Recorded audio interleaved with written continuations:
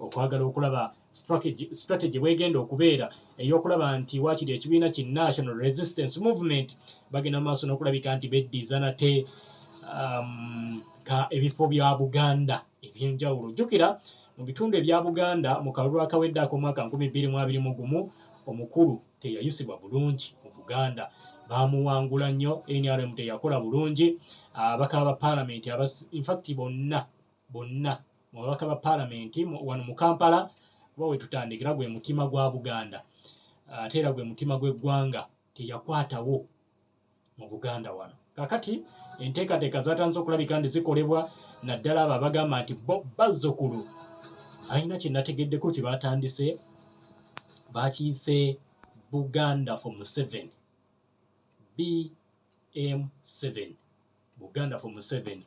Teekateeka eyo zonna tugenda kulabika nti tuzitunuulira wano mu programu Mpulidde Kamenya. Bagenda kikola batya?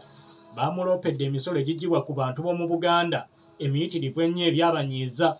Nabaga byonna mubiteeke mu lipooti, mbadde sibimanyi. Mubiteeke mu lipooti mbitegeere, ababikola bangweko.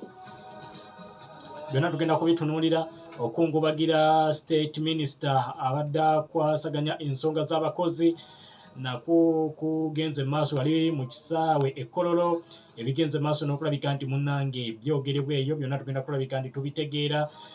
Bossa ne famire ate ne bodyguard nabo bagamba beetaaga gavumenti ebayambe ebabulire n'ekiddako ku nteekateeka z'okuziika omwana waabwe. Byonna mu Mpulidde Kamenya.